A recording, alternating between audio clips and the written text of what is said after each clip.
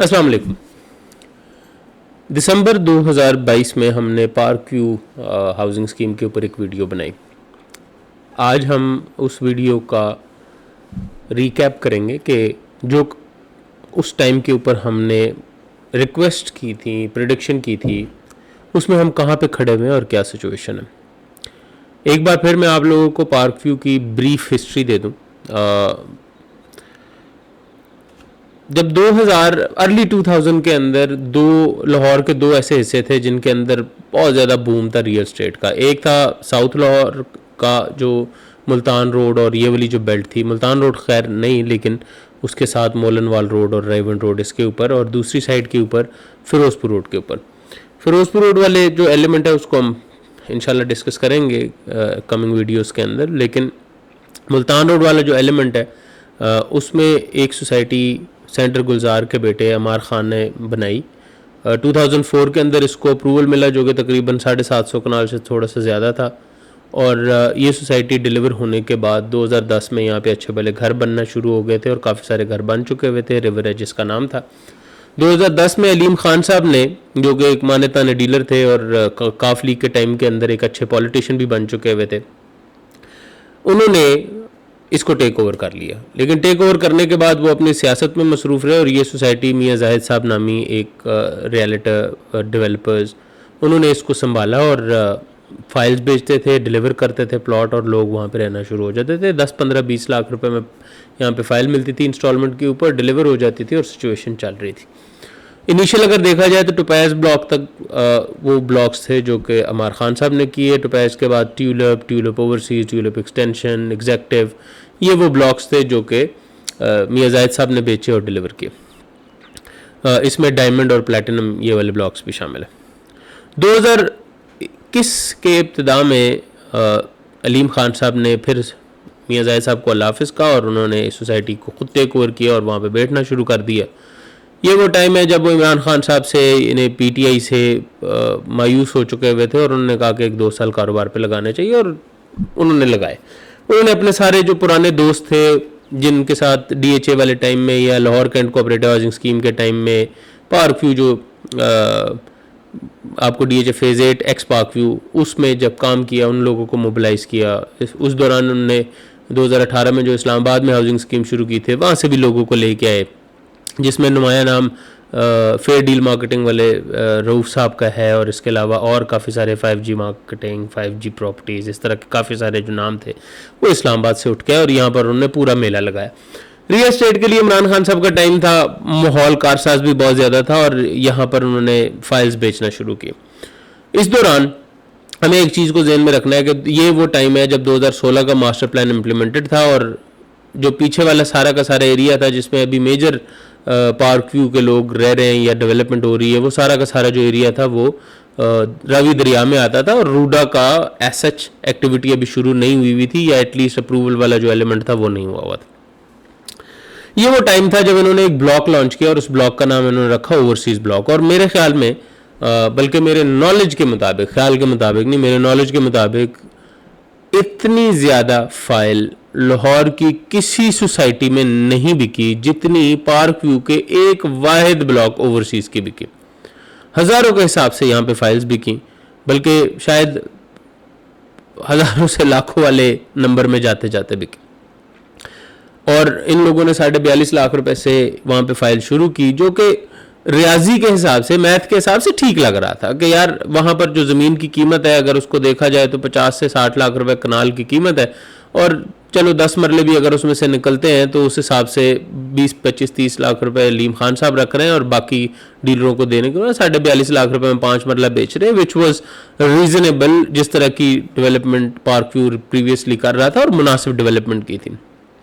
और शहर के नज़दीक तरीन होने की वजह से और मुल्तान रोड के 3 लेन सिग्नल फ्री कॉरिडोर बनने की वजह से बहुत ज़्यादा हाइप थी and everybody was buying. But मेरे ख्याल में मेरी ज़िंदगी की भी सबसे बड़ी गलती यही थी कि हम एक ऐसे शख्स के ऊपर जिसके ऊपर हमें, या एक ऐसे डेवलपर के ऊपर जिसकी हिस्ट्री नहीं थी अच्छी तरह से डिलीवर करने की, उसके ऊपर हमने एतबार किया और शायद उन बद्दुआओं में कुछ हिस्सा हमारा भी है, कुछ हिस्सा मेरा भी है कि हमने लोगों को वहाँ पर धड़ाधड़ फाइल्स बेची। उन डीलर्स का भी है जिन लोगों ने धड़ाधड़ वहाँ पर फाइल्स बेची। ओवरसीज़ 2.5 साल के बाद, 2 साल के बाद उसकी बैलेट होती है और तकरीबन 5,000 के करीब प्लॉट्स बैलेट होते हैं।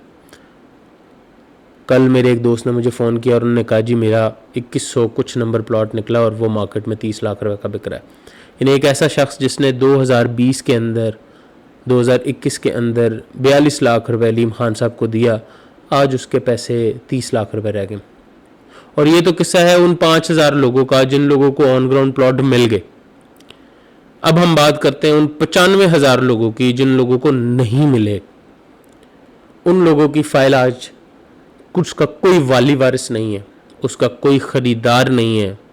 आप अगर जाते हैं पारक्यू के ऑफिस में तो पारक्यू के ऑफिस के अंदर बगैर रूहों के और बगैर दर्द के दरिंदे बैठे हुए, और ये वो दरिंदे हैं जो कि एक पुराने, आज से 5 साल 10 साल पुराने जो सरकारी इदारों के अंदर लोग बैठे होते हैं जिनके ऊपर फिल्में बनती हैं कि ये ऐसे बेहिस लोग हैं कि अपने 2,000, 5,000, 10,000, 50,000 के लिए लोगों को रोल रहे।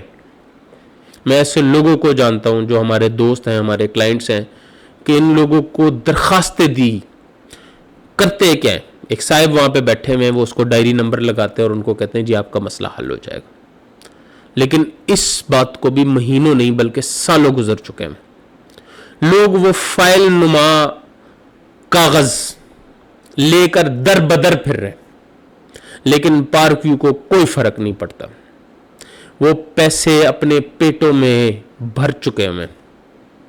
वो डीलर जिन लोगों ने 10-10 और 15-15% की कमीशनों के ऊपर ये चीजें बेची, आज वो किसी की कॉल लेने के लिए तैयार नहीं। और जब आप उनके दफ्तर में जाते हैं तो वो आपको दफ्तर में मिलते नहीं है।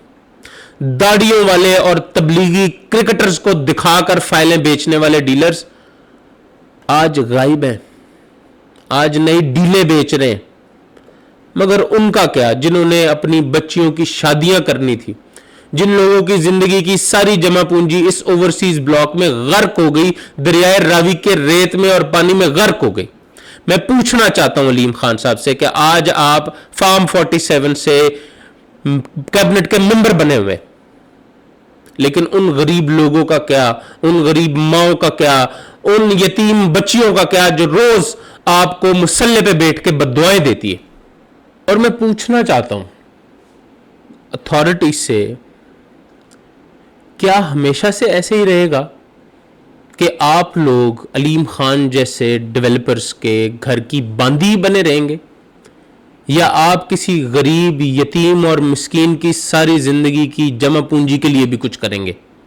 मेरी आप लोगों से रिक्वेस्ट है, मुअद्दबाना गुजारिश है कि प्लीज सोचिए, जब रात को सोने के लिए जाएं तो उस वक्त अल्लाह से डर के सोचिए कि कब तक पार्कव्यू ऐसे ही गरीब और सादा लो अवाम को लूटता रहेगा और आप अपने एसी के कमरों में चुप करके बैठे रहेंगे।